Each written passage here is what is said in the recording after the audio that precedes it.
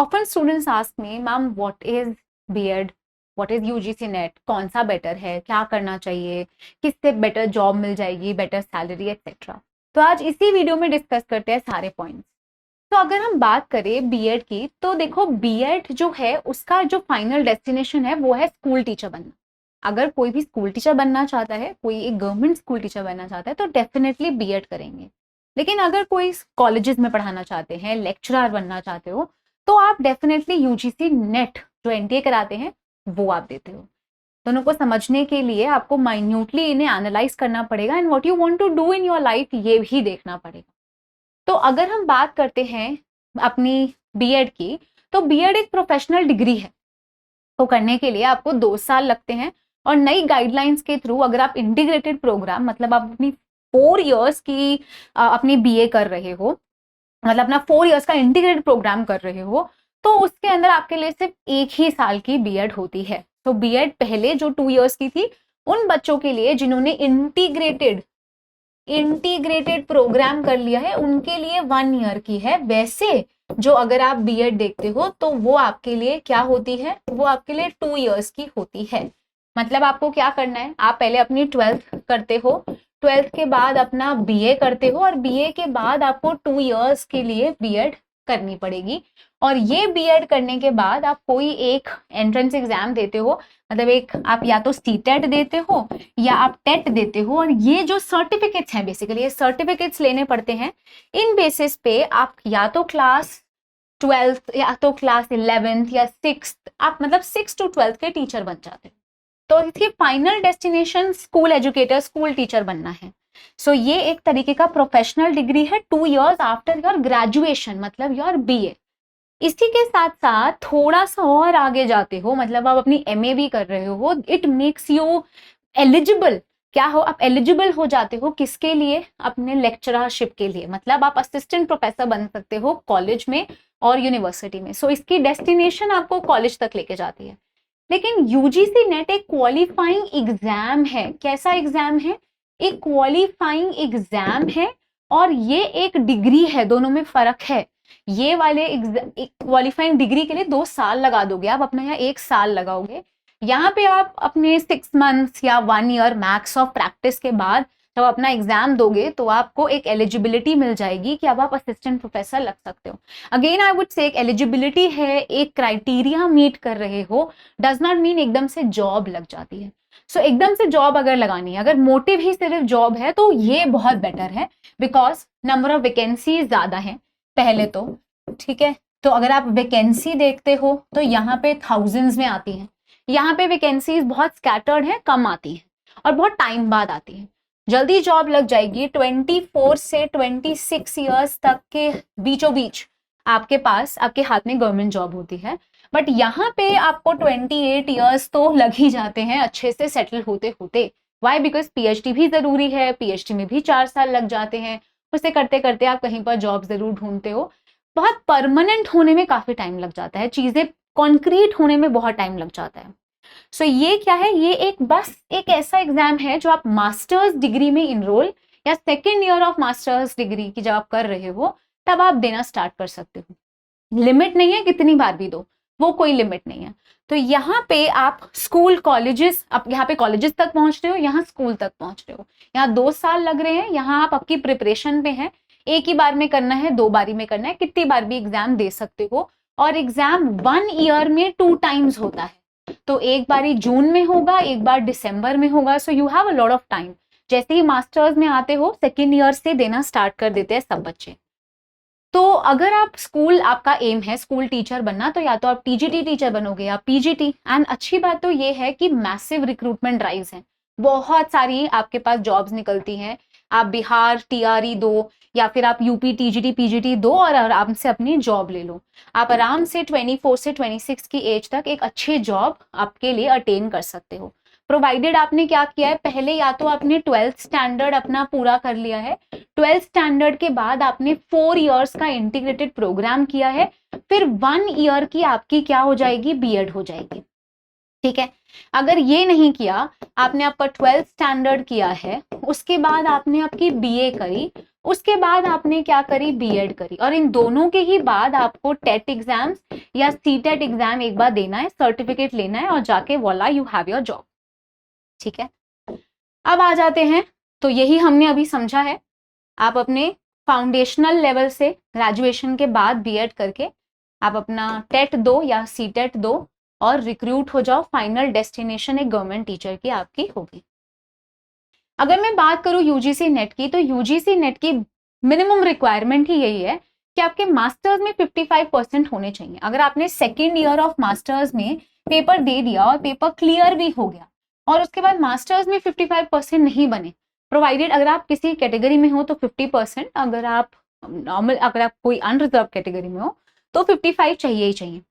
अगर सपोज करो आपके 40, आपके क्या हो गए 49 पॉइंट समथिंग समथिंग, 50 नहीं बने, या फिर अगर आपके बने सिर्फ 54 पॉइंट समथिंग, 55 नहीं, तो कोई राउंड ऑफ नहीं होता, ये 55 ही चाहिए, इससे ज्यादा चाहिए।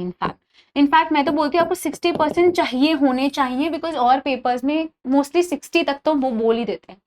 तो 60% आपके मास्टर्स में हो गए, 55 वैसे है ही इनका क्राइटेरिया। तो आप उसके बाद बैठते हो, ये एग्जाम देते हो अपने second year of master degree से। अगर आपके पास सेकेंड ईयर में आप एग्जाम दे रहे हो, उसके बाद आपके मास्टर्स में अच्छे नंबर नहीं आए, ये सर्टिफिकेट कैंसिल हो जाएगा। अगर अच्छे नंबर आ गए तो ये सर्टिफिकेट आपका है ना, सर्टिफिकेट कैंसिल भी कर देते हैं ये लोग। और ये 2 टाइम्स कंडक्ट किया जाता है एनुअली, जून और दिसंबर में। सो यूजीसी नेट स्ट्रिक्टली एक एलिजिबिलिटी टेस्ट है। Qualifying does not mean that you will get the job, okay? You just get a legal certification saying that net के बाद, क्योंकि ये क्या है, नेशनल एलिजिबिलिटी टेस्ट है ना, नेशनल लेवल का टेस्ट है, तो आप इंडिया में कहीं पर भी लेक्चरर फिर जाके बन सकते हो, असिस्टेंट प्रोफेसर बन सकते हो, इंटरव्यूज में बैठ सकते हो। बट कहानी यहाँ खत्म नहीं हुई, कहानी यहाँ स्टार्ट होती है। क्यों? बिकॉज हर कॉलेज का अपना एपीआई होता है, एकेडमिक प्रोफिशिएंसी इंडेक्स। इसके अंदर आपका स्कोर कैलकुलेट होता है और उसके अंदर अगर आपके 60 मार्क्स या 60 अबव, फर्स्ट डिवीजन होगी, ज्यादा नंबर मिलेंगे। आपके एमए बीए के नंबर जुड़ते हैं। They also include your marks for your teaching experience. और अगर आपका कोई टीचिंग एक्सपीरियंस किसी स्कूल का है वो नहीं मानेंगे, कॉलेजेस का ही मानते हैं। आपके paper publish, conferences that you have done, सारी चीजें वो यहाँ पे देखते हैं। तो यहाँ पे आपकी कहानी स्टार्ट हुई है, जैसा मैंने आपको बताया। तो आपको you should be good with writing skills, अपनी पीएचडी करो। इनफैक्ट अगर आपका सिर्फ नेट है तो एपीआई स्कोर में आपको 7 to 8 मार्क्स मिल जाएंगे। लेकिन अगर आपका पीएचडी होता है तो यहाँ पर भी आपको 10 मार्क्स मिल जाएंगे। सो आप जितना ज्यादा अच्छा आपका इंडेक्स होगा, आप उतना ही ज्यादा इंटरव्यू में आगे आगे जाओगे। आप समझ रहे हो, राइट? तो जैसे ही आप नेट देते हो, आपके पास 3 क्राइटेरियाज हो जाते हैं। या तो आप पीएचडी आगे करोगे, पीएचडी के साथ साथ लेकिन आपको इंटरव्यू देना ही पड़ता है। मतलब आप जैसे ही पेपर देते हो, 6% का क्राइटेरिया है, 6% बच्चा पास हो गया। उन 6% में जो सबसे नीचे वाला ब्रैकेट है वो पीएचडी ओनली के लिए है। आप किसी भी कॉलेज से जाके पीएचडी करो, अलग से उस कॉलेज का ना एंट्रेंस नहीं देना पड़ेगा, लेकिन इंटरव्यू जरूर देना पड़ेगा। और आपका जो सिनॉप्सिस होगा वो रेडी भी होना चाहिए। ये सब चीजें होनी ही चाहिए। उसके बाद आपके पास नेट होता है। अगर नेट है तो सर्टिफिकेट है लाइफ लॉन्ग का, ये सिर्फ 1 ईयर का है पीएचडी का सर्टिफिकेट, लेकिन नेट का certificate for the assistant professorship it's life long.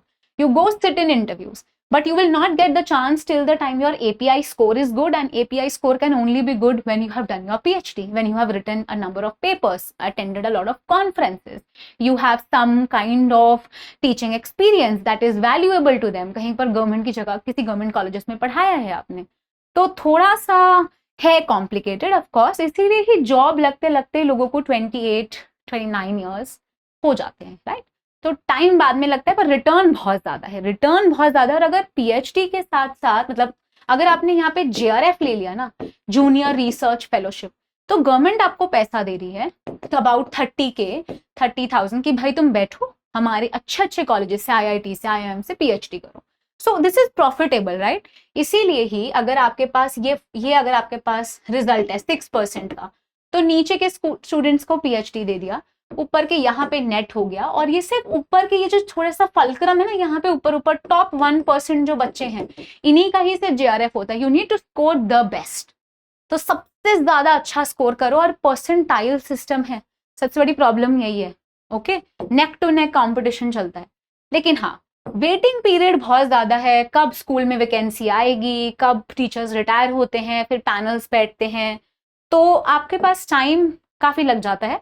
Job ढूंढते ढूंढते।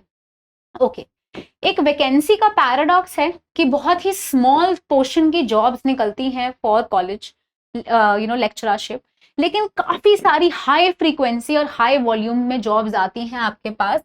एंड जब आप कहाँ पे हो, स्कूल के अंदर पढ़ा रहे हो, तो बीएड करके जल्दी नौकरी लग जाती है। सैलरी की अगर मैं बात करूँ तो यू विल बी सरप्राइज कि अगर आप टीजीटी पीजीटी की सैलरी देखो तो 55 से 70 पर मंथ तक आप जा पाते हो, एंड सेंट्रल और गवर्नमेंट कॉलेजेस के स्कूल्स के अंदर। एंड असिस्टेंट प्रोफेसरशिप में अंदर आपको पे लेवल 10th मैट्रिक्स देखा जाता है, तो आप 57 1 लाख तक आप मैक्स जाते हो और यहाँ से आप शुरुआत करते हो। सो पे स्केल में कोई बहुत बहुत डिफरेंस नहीं है, पर हाँ जॉब में बहुत ज्यादा डिफरेंस है, मतलब जब आपको वैकेंसीज निकलती हैं उनमें बहुत फर्क है। But I would still say कि ये दोनों पाथ साथ हो सकते हैं। कैसे? आप क्या कर सकते हो, आप जब बीएड कर रहे हो, बीएड के साथ साथ ही you can make up your mind to give UGC NET if you further want to switch for lectureship. अगर आपको पहले ही आपको ऐसा लगता है कि नहीं मुझे लेक्चरशिप में ही जाना है, तो जैसे मैंने किया, मैंने तो अपनी एमए पूरी कर ली थी, so I did my BA, I did my MA, then I did my B Ed. और बीएड यहाँ पे एमए करते करते सेफेस्ट होता है, मैंने अपना नेट क्लियर कर लिया, और यही सबको करना चाहिए। जब नेट एक बार क्लियर हो गया उसके बाद आप बीएड कर सकते हो आगे, क्योंकि अगर आपको कभी बाहर पढ़ने जाना है तो this is going to help you a lot. B Ed बहुत हेल्पफुल होता है, ये अच्छी डिग्री है। एंड अगर आपको कभी स्कूल में आगे पढ़ाना है तो ये तो आपको मिनिमम चाहिए ना, तो आप यहाँ पे 2 years तक और पढ़ सकते हो if you really want to study. So I did study, ठीक है। एंड देन ऑफ कोर्स आप नेट क्लियर करो अपने एमए में ही, और लेट मत करो, ठीक है।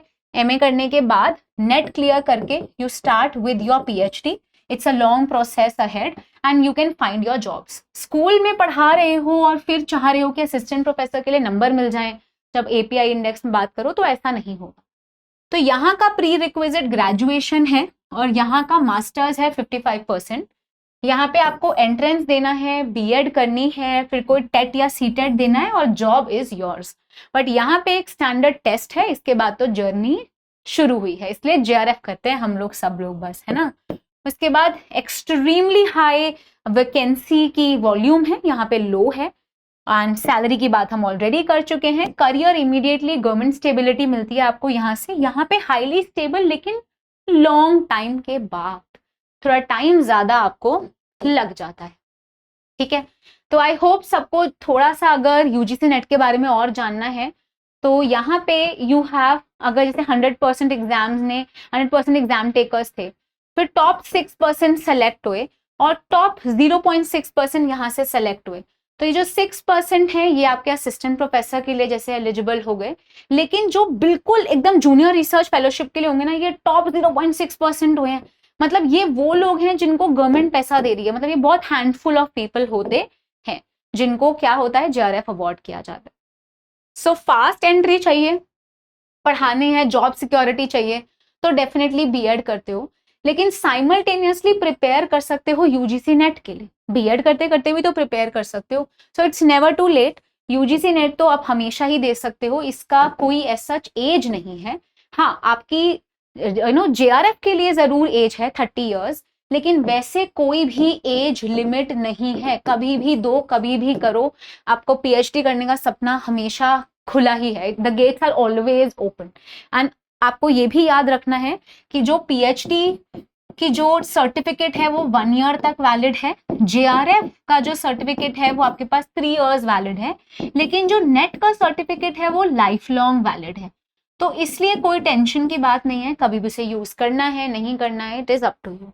So you need to choose. A smart candidate does not choose only one thing. The smart candidate will try to holistically incorporate everything, ताकि वो अपने आप को सिक्योर कर सके और सेव कर सके, और दोनों चीजें साथ हो सकती हैं, बिल्कुल हो सकती हैं, दोनों चीजें आप साथ कर सकते हो। मास्टर्स में ही अगर क्लियर हो जाए तो चलो बहुत ही अच्छी बात है, अदरवाइज दोनों चीजें साथ भी हो सकती हैं। So with this I'll wind up.